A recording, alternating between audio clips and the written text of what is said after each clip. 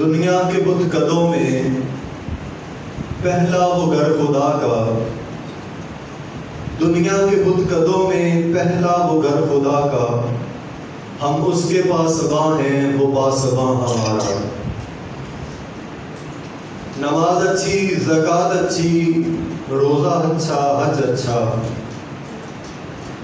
باوجود اس کے کامل میرا ایمان ہو نہیں سکتا۔ میں جب تک نہ کٹ مروں خواجہ یسرف کی حرمت پر، خدا شاہد ہے کامل میرا ایمان ہو نہیں سکتا۔ ہر سمت مچلتی کرنوں نے افسون شب غم توڑ دیا، اب جاگ اٹھے ہیں دیوانے دنیا کو جگا کر دم لیں گے۔ ہر قسم کی حمد و ثنا اللہ وحدہ لا شریک کی ذات اقدس کے لیے خاص ہے۔ درود و سلام آقا دو جہاں پیغمبر آخر الزمان نبی رحمت محمد الرسول اللہ صلی اللہ علیہ وآلہ وسلم کی ذات اقدس کے لیے خاص ہے۔ محترم دوستو، عزیز ساتھیو، بزرگو، ذیقعد کا مہینہ شروع ہوا ہے اور یہ حج کے مہینوں میں سے مہینہ ہے ذیقعد کا۔ تو حج کی مناسبت کے حوالے سے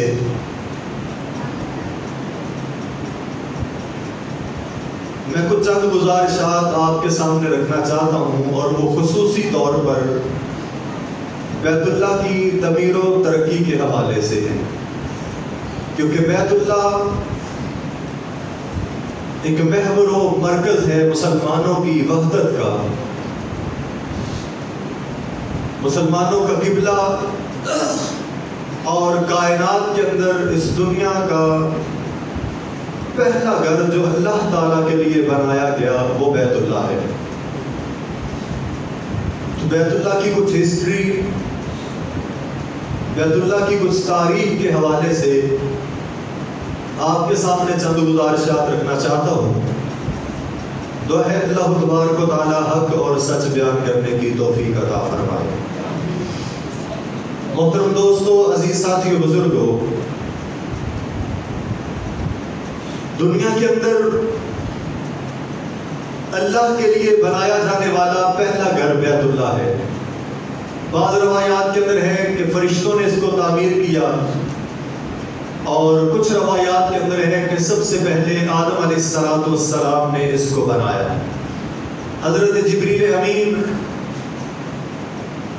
علیہ السلام کے ذریعے سے نشاندہی کروائی گئی، اور جس جگہ پر بیت اللہ موجود ہے یہاں پر بیت اللہ کو بنایا گیا۔ یہ پوری زمین کا سینٹر اور وسط بنتا ہے، جس طرح ناف پورے پیٹ کا سینٹر بنتی ہے، اسی طرح ہی درمیانی حصہ پوری دنیا کا بیت اللہ بنتا ہے۔ کہتے ہیں جو لوگ چاند تک پہنچے اور وہاں اوپر جا کے انہوں نے جو زمین کی تصویر لی، تو بیت اللہ جو ہے وہ زمین کا مرکز بنتا تھا۔ تو بہرحال بیت اللہ کو اللہ تبارک و تعالیٰ نے سیدنا ابراہیم علیہ السلام سے بھی تعمیر کروایا، لیکن اس سے پہلے جو ہے وہ حضرت آدم علیہ السلام سے اس کی پہلی تعمیر ہوئی ہے۔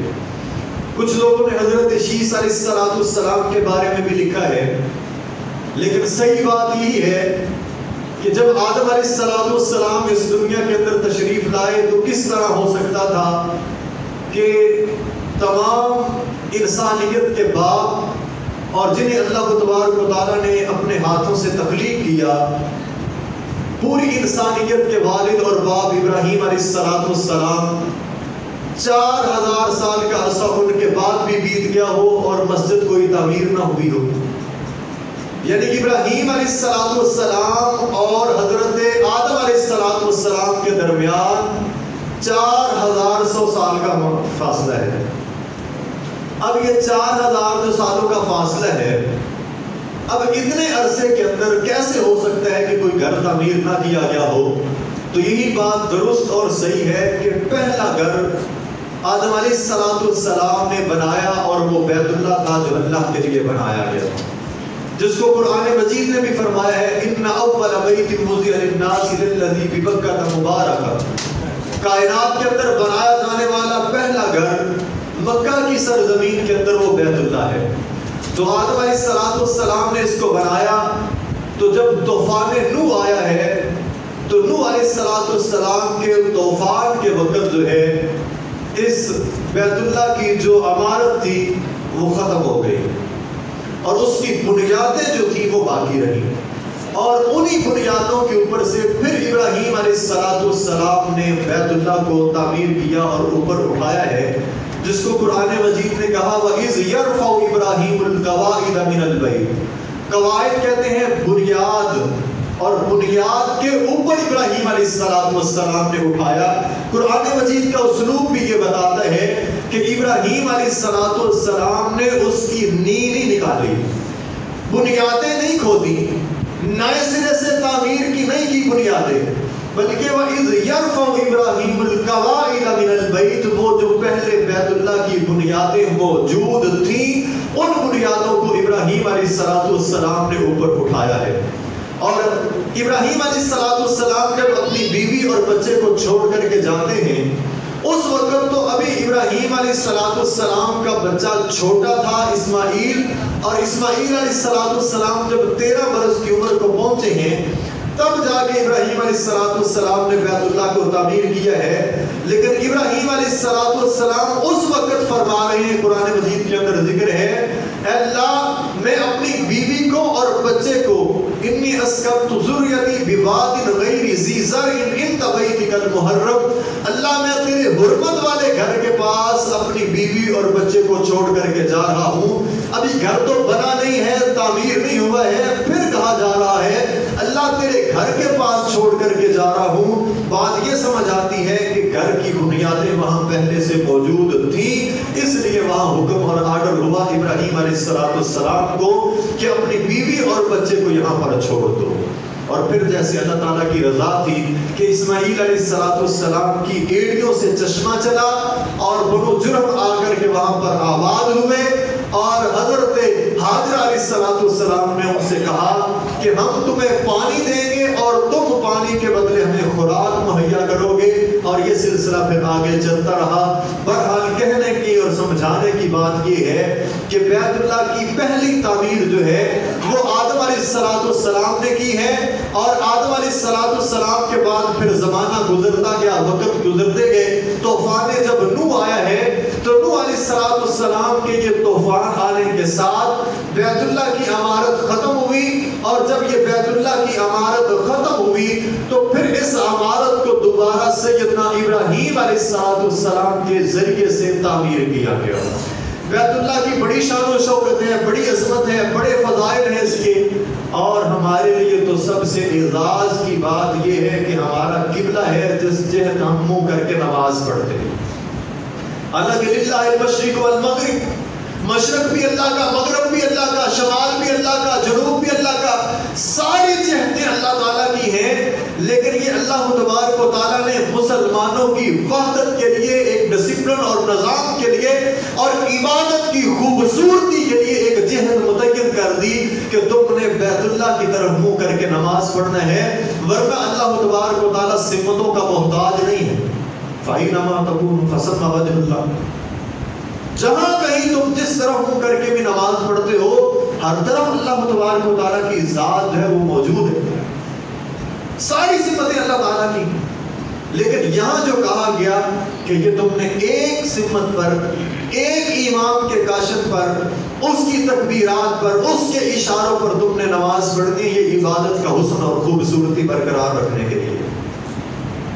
فرانس کا ایک سیاح، وہ سیر و سیاحت کی غرض سے مصر آیا، اور مصر کی جامعہ ازہر جو سب سے بڑی یونیورسٹی ہے، وہاں پر جو ہے وہ وزٹ کے لیے اور سیاحت کے لیے آیا۔ جب نماز عصر کا وقت ہوا تو وہ میناروں کے اوپر تک چڑھا ہوا تھا اور نماز کا وقت تھا۔ اب جیسے ہی تکبیر ہوئی، تکبیر کے ایک کاشف پر سارے کے سارے مسلمان جو وہاں موجود تھے انہوں نے فوری طور پر صفیں بنائی، قبلہ رخ کھڑے ہو گئے، جس طرح فوجی پریڈ ہو رہی ہوتی ہے۔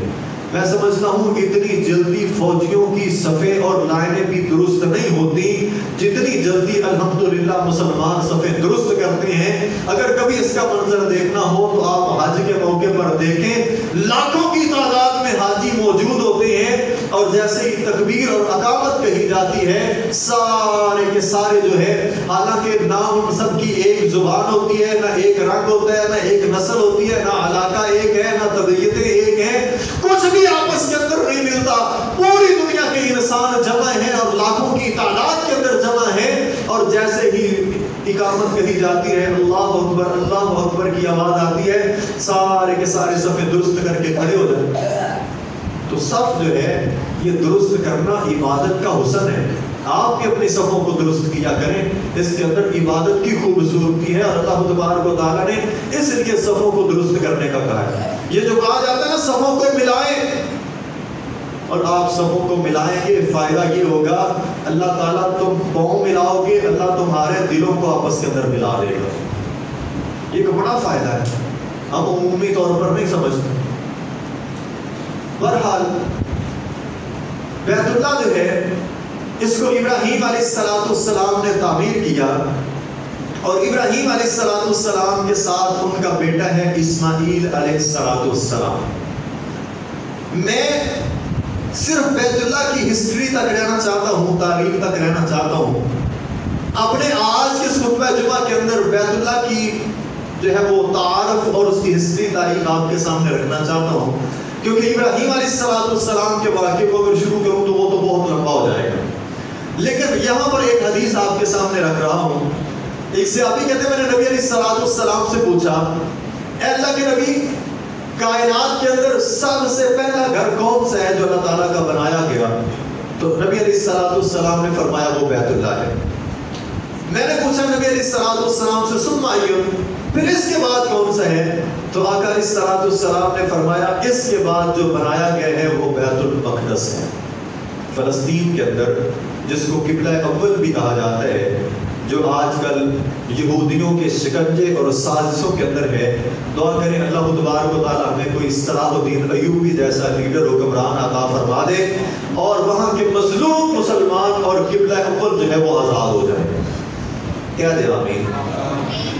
تو یہ بیت اللہ حضرت اسماعیل علیہ السلام کے ساتھ مل کے ابراہیم علیہ السلام نے بنایا، اور بیت المقدس کی تعمیر جو ہے وہ حضرت ابراہیم علیہ السلام نے کی ہے، اور اس کی تعمیر اپنے دوسرے بیٹے سیدنا اسحاق علیہ السلام کے ساتھ کی ہے۔ سیدنا اسحاق علیہ السلام کے ساتھ ابراہیم علیہ السلام نے اللہ تعالیٰ کا یہ دوسرا گھر بنایا جس کا نام بیت المقدس ہے۔ اچھا، یہاں آپ کی توجہ ہو تو ایک بات آپ کے سامنے رکھنا چاہتا ہوں ابراہیم علیہ السلام کے تعارف کے حوالے سے۔ ہم عمومی طور پر یہ جانتے ہیں کہ ابراہیم علیہ السلام کی دو بیویاں تھیں، ایک کا نام سارہ تھا، دوسری کا نام ہاجرہ تھا۔ سارہ سے حضرت اسحاق علیہ السلام اور حضرت ہاجرہ سے اسماعیل علیہ السلام۔ عمومی طور پر ابراہیم علیہ السلام کے بارے میں اتنی ہی معلومات ہے ہمارے پاس۔ حالانکہ سیدنا ابراہیم علیہ السلام کی 3 بیویاں تھیں۔ پہلی بیوی حضرت سارہ علیہ السلام، جن سے سیدنا اسحاق علیہ السلام پیدا ہوئے۔ دوسری جو ہے وہ حضرت ہاجرہ علیہ السلام ہے، لیکن یہ بیٹا پہلے پیدا ہوا، اس کا نام اسماعیل علیہ السلام ہے۔ اور تیسری بیوی کا نام ہے کتورہ، اور جس کو بنی کتورہ کہا جاتا ہے، ان کا بیٹا تھا مدائن یا مدین، جس سے حضرت شعیب علیہ السلام پھر آگے جا کر کے پیدا ہوئے۔ تو ابراہیم علیہ السلام کے جو ہے وہ یہ 3 بیویاں اور آگے یہ 3 بیویوں سے اولاد ہے۔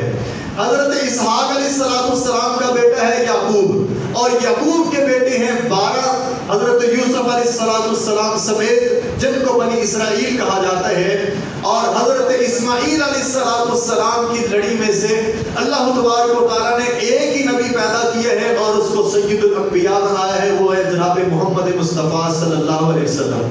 اور اسی طرح جو تیسرا بیٹا تھا مدین یا مدائن، اس سے اللہ تعالیٰ نے شعیب علیہ السلام کو پیدا کیا۔ شعیب کے باپ کا نام تھا مکیل، اور مکیل کے باپ کا نام تھا یشرج، اور یشرج کے باپ کا نام تھا مدائن۔ تو مدائن کے باپ کا نام ابراہیم. اور بہت سارے خطیب آپ کو واقعات بیان کرتے ہوئے ملیں گے کہ حضرت موسیٰ علیہ السلام جو ہے جن بکریوں کو پانی پلایا اور وہ 2 بیٹیاں اپنے باپ سے جا کر کے کہتی ہیں اور لوگ قصہ بیان کرتے ہوئے کہتے ہیں کہ وہ حضرت شعیب علیہ السلام تھے. حالانکہ شعیب علیہ السلام بہت پہلے گزر چکے ہیں حضرت موسیٰ علیہ السلام سے. وہ تو ابراہیم علیہ السلام کی اولاد میں سے چوتھی نسل پہ آ کر کے جو ہے وہ شعیب علیہ السلام ہے جو مدائن کی طرف جو ہے اور مدین کی طرف امام اور خطیب بنا کر کے اور نبی بنا کر کے بھیجے گئے ہیں. اور حضرت شعیب علیہ السلام بڑے فصیح اللسان تھے, خطابت بہت اچھی کرتے تھے, اس لیے ان کو کہا جاتا ہے خطیب الانبیاء. اور آگے پھر آگے بہت بعد کے اندر جا کر کے حضرت موسیٰ علیہ السلام آئے ہیں. ہاں موسیٰ علیہ السلام جب نکلے جو ہے وہ فرعونیوں سے جان بچا کر کے, تو موسیٰ علیہ السلام نے جا کر کے مدین میں پناہ لی. تو وہاں پھر وہ کوئی اور بزرگ تھے جن کے پاس انہوں نے جا کر کے پناہ لی تھی, وہ شعیب علیہ السلام نہیں تھے. تو یہ ایک تاریخی غلطی جو عمومی طور پر ہمارے خطباء حضرات کرتے ہیں, اس کی میں نے آپ کے سامنے بھی وضاحت رکھ دی ہوئی ہے. تو بہرحال اللہ تعالیٰ نے بیت اللہ کو بڑی شان و شوکت اور عظمت عطا کی ہے.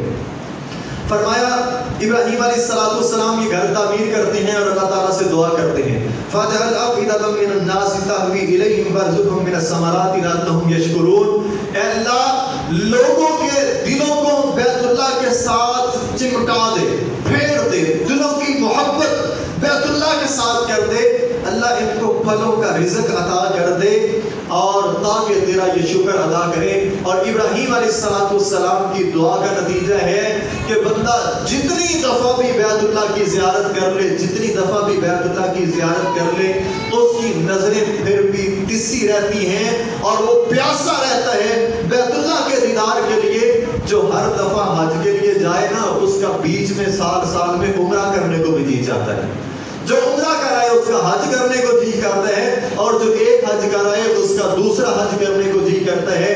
دعا کریں اللہ تبارک و تعالیٰ میرے سمیت آپ سب کو بیت اللہ کی حاضری نصیب فرمائے. میں نے اپنے اکیلے کے لیے نہیں کہا, آپ کے لیے بھی کہا, ذرا زور سے آمین کہہ.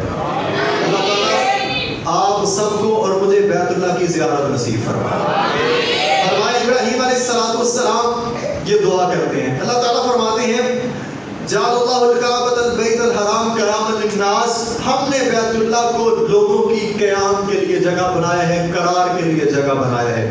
اور یہاں آگے اگلی جو ہے وہ آیات کے اندر اللہ تبارک و تعالیٰ فرماتے ہیں ان اول بیت وضع للناس الذی ببکۃ مبارکا وہدی للعالمین. فرمایا کائنات کے اندر پہلا بنایا جانے والا گھر بیت اللہ ہے جس کو لوگوں کے لیے بنایا گیا مکہ کی مبارک سرزمین پر, اور جہانوں کے لیے جو ہے وہ اس کو ہدایت کا مرکز بنایا گیا ہے. فیہ آیات بینات, اس میں بہت ساری نشانیاں ہیں. ومقام ابراہیم, اور اس میں مقام ابراہیم بھی ہے. من دخلہ کان آمنا, جو بھی اس کے اندر داخل ہو جائے اللہ تعالیٰ کی طرف سے اس کو امن دے دیا جاتا ہے. یہاں فرمایا فیہ آیات بینات, ایک تو بیت اللہ خود اللہ تعالیٰ کی بہت بڑی نشانی ہے, اور پھر کہا اس کے اندر آیات بینات ہیں. یعنی حجر اسود جو ہے اللہ تعالیٰ نے جنت سے ایک پتھر اتارا جو بیت اللہ کے اندر نصب ہے. یہ بڑا دودھ کی طرح سفید پتھر تھا, پھر لوگ اس کے اوپر استلام کرتے رہے, اس کو چومتے رہے, اور یہ لوگوں کو گناہوں کو چوس کر کے سیاہ ہو گیا. تو بہرحال یہ پتھر جو ہے وہ اللہ تعالیٰ نے جنت سے اتارا تھا. یہاں ایک دوسرا اور پتھر ہے جو جنت سے اتارا گیا ہے جس کو مقام ابراہیم کہا جاتا ہے, اور اس پتھر کے اوپر ابراہیم علیہ السلام کے قدموں کے نشانات موجود تھے. حضرت انس رضی اللہ تعالیٰ عنہ کہتے ہیں میں نے خود وہ نشان حضرت ابراہیم علیہ السلام کے قدموں کے دیکھے. بعد میں لوگ اس کو چھوتے رہے, ٹچ کرتے رہے اور مس کرتے رہے, اور پھر جو ہے وہ نشانات مٹ گئے. اور حالانکہ حجر اسود کو استلام کرنے کا تو شریعت نے کہا ہے, مقام ابراہیم پر 2 رکعت نماز نفل ادا کرنے کا کہا گیا ہے. اور یہ مشورہ حضرت عمر بن خطاب رضی اللہ تعالیٰ عنہ کا تھا جس کو اللہ تعالیٰ نے قرآن بنا کر کے محمد مصطفیٰ صلی اللہ علیہ وسلم پر نازل کیا. تو بہرحال حضرت عمر فاروق رضی اللہ تعالیٰ عنہ طواف کر رہے ہیں بیت اللہ کا, اور حجر اسود کو اشارہ کر کے فرماتے ہیں کہ حجر اسود میں جانتا ہوں کہ تو ایک پتھر ہے اور اس پتھر سے زیادہ تیری کوئی حیثیت اور اوقات نہیں ہے، نہ تو نفع دے سکتا ہے نہ نقصان دے سکتا ہے۔ اگر میرے نبی نے تجھ کو چوما نہ ہوتا اور بوسہ نہ دیا ہوتا تو میں تمہیں کبھی بھی بوسہ نہ دیتا۔ یہاں پر ایک اپنا عقیدہ بھی بنا لے کہ یہاں حجر شجر، کوئی ٹہنی، کوئی پتھر، کوئی وٹا، کوئی روڑا، وہ کوئی متبرک نہیں ہے۔ جب بیت اللہ کے اندر لگا ہوا پتھر وہ نفع نقصان کا مالک نہیں ہے، اور پتھر بھی وہ جو جنت سے آیا ہے۔ حضرت عمر فاروق رضی اللہ تعالیٰ عنہ اس کو اشارہ کر کے فرما رہے ہیں تو ایک پتھر ہے، نہ نفع دے سکتا ہے نہ نقصان دے سکتا ہے، تجھے چوم اس لیے رہا ہوں کہ تجھے میرے نبی محمد مصطفیٰ صلی اللہ علیہ وسلم نے چوما ہے۔ تو اس لیے یہ عقیدہ بنائیں جو سیدنا عمر رضی اللہ تعالیٰ عنہ کا ہے۔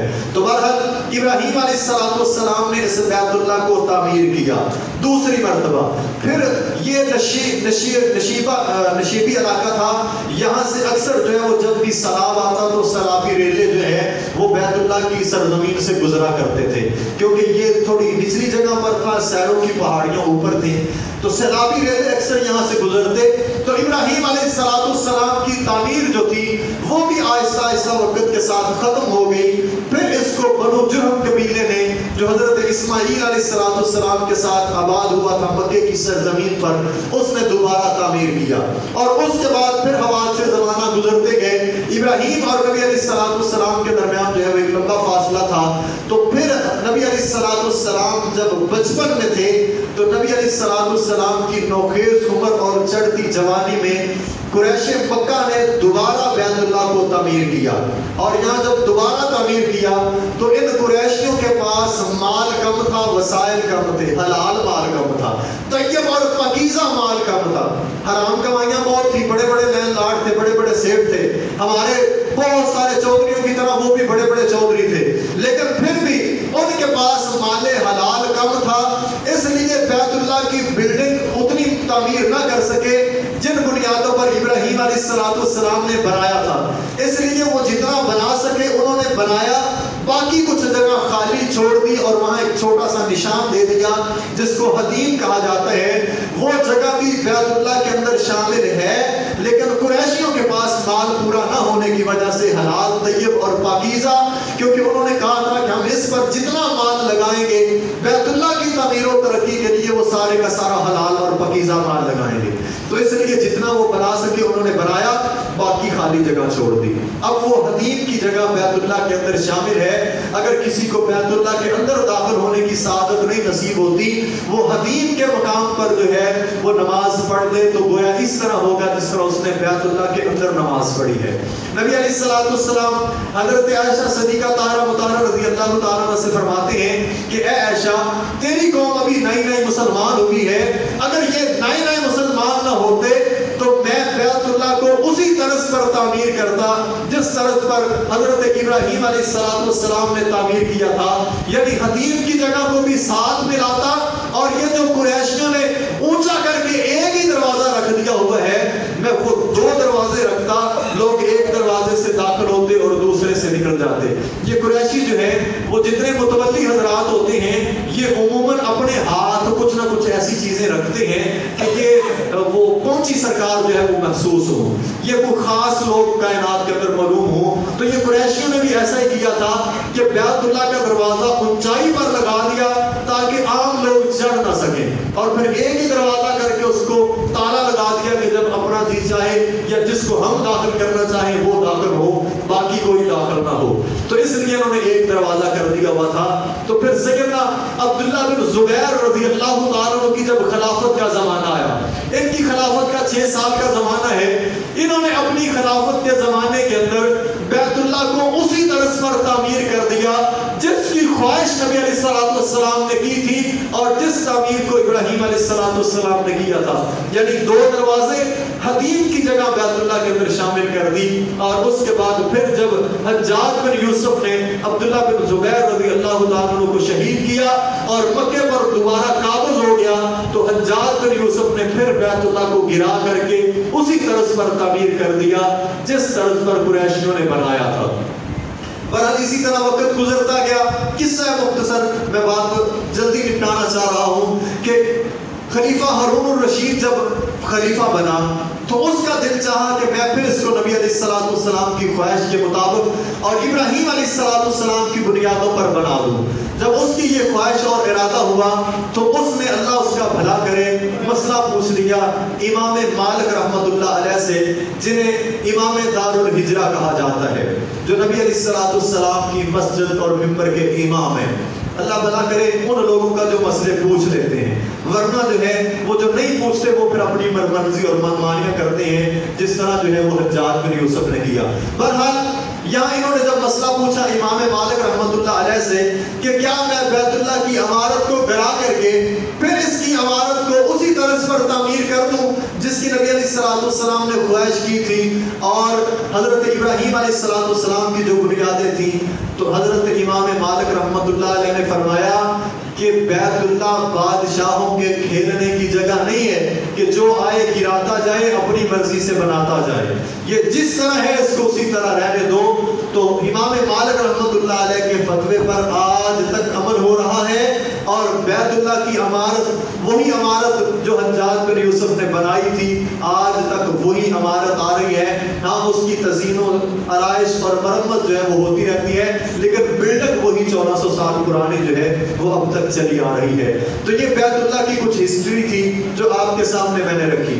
ابراہیم علیہ السلام یہ گھر تعمیر کر کے اب اللہ تبارک و تعالیٰ سے دعا کرتے ہیں، اللہ ہم نے تیرا یہ حرمت والا گھر بنا دیا ہوا ہے، ہم سے یہ اپنا گھر قبول فرما لے، ہم سے یہ اپنا گھر قبول فرما لے. دو باتیں سمجھ آتی ہیں. ایک تو یہ کہ جب بھی نیکی کی توفیق ہو جائے پھر اللہ تعالیٰ سے قبولیت کی دعا کریں، نیکی کے اوپر شیخی نہ دکھائیں، اپنے آپ کو بڑا متقی حاجی صاحب نمازی صاحب نہ سمجھ لیں اور دوسرے سب لوگوں کو اپنے سے کمتر اور گھٹیا سمجھنا شروع نہ کر دیں، بلکہ نیکی کی توفیق ہوگی ہے اللہ تعالیٰ سے دعا مانگے، اللہ جو تو نے توفیق دی تھی میں نے نیکی کی ہے اپنی بارگاہ کے اندر اس کو قبول و منظور فرما لے. اور یہاں پھر ابراہیم علیہ السلام ایک اور دعا کرتے ہیں، اللہ یہ تیرا شان و شوکت والا گھر، عظمت والا گھر جو پوری انسانیت کا مرکز ہے، جس کو ہدی للعالمین کہا گیا ہوا ہے، اللہ یہ جتنا گھر عظمت والا ہے یہاں پر امام بھی اتنا عظمت والا عطا کر دے. ربنا وابعث فیہم رسول، اللہ اتنی عظمت والا، شان والا، شوکت والا، مقام والا، رتبے والا، عظمت والا نبی عطا کر جتنا تیرا گھر عظمت والا ہے. تو اللہ تبارک و تعالیٰ نے اس دعا کو قبول کر لیا. ابراہیم علیہ السلام اور اسماعیل علیہ السلام کی یہ دعا قبول ہوئی اور اس دعا کی قبولیت کا رزلٹ جو ہے وہ تقریباً جو ہے وہ آپ دیکھ لیں کہ نبی علیہ السلام کے وقت آ کر کے ہوا کہ نبی علیہ السلام تک تقریباً 4000 سال بنتے ہیں. یہ 4000 سال بعد جو ہے اللہ تعالیٰ نے ابراہیم علیہ السلام کی دعا کو قبول کر کے محمد مصطفیٰ صلی اللہ علیہ وسلم کو مبعوث فرمایا. تو یہ گھر بھی عظمت والا اور اس گھر کے اندر آنے والا امام حضرت محمد مصطفیٰ صلی اللہ علیہ وسلم بھی عظمت والے اور شان والے ہیں. اب نبی علیہ السلام جب آئے تو آپ کی نبوت سے پہلے جو ہے وہ لوگ بیت المقدس کی طرف منہ کر کے نماز پڑھا کرتے تھے، کیونکہ سارے باقی انبیاء جو ہیں وہ زیادہ تر بنی اسرائیل میں سے آئے اور بنی اسرائیل کا جو باپ تھا حضرت یعقوب علیہ السلام، انہوں نے بیت المقدس کو تعمیر کیا تھا. تو بیت المقدس کی طرف منہ کر کے ہی ساری امتیں نمازیں پڑھا کرتی تھیں. نبی علیہ السلام بھی جب مکہ کے اندر موجود تھے آپ بھی بیت اللہ کی اس سمت پر کھڑے ہو کر کے نماز پڑھتے کہ بیت اللہ آپ کے سامنے ہوتا اور آگے بیت المقدس ہوتا. یعنی آپ دونوں گھروں کو ایک سمت میں رکھ کر کے نماز پڑھتے نبی علیہ السلام جو ہے. جب تک آپ مکہ کے اندر موجود تھے پھر اللہ تعالیٰ نے ہجرت کا حکم دے دیا تو نبی علیہ السلام ہجرت کر کے مدینہ چلے گئے. اب سمت اور جہت تبدیل ہو گئی ہے، سمت اور جہت تبدیل ہو گئی ہے. دونوں گھر ایک سمت کے اندر آ نہیں سکتے. نبی علیہ السلام نمازیں پڑھتے ہیں بیت المقدس کی طرف منہ کر کے، فلسطین کی طرف منہ کر کے نمازیں پڑھتے ہیں، لیکن نبی علیہ السلام کا دل بیت اللہ کی طرف کھینچتا ہے. آپ کی آنکھیں بار بار آسمان کی طرف اٹھتی ہیں جس کو اللہ تعالیٰ نے قرآن مجید کے اندر بیان کیا ہے. فرمایا قد نرا تقلب وجهك في السماء فلنولينك قبلة ترضاها. اے نبی محمد مصطفیٰ صلی اللہ علیہ وسلم، ہم آپ کے چہرے کا بار بار آسمانوں کی طرف اٹھنا اس کو محسوس کرتے ہیں. وہ جو تمہارے دل کا خیال ہے، تمہارے ذہن کے اندر آنے والی سوچ ہے، ہم اس کا بھی احترام کر رہے ہیں اور اس کو سن بھی رہے ہیں.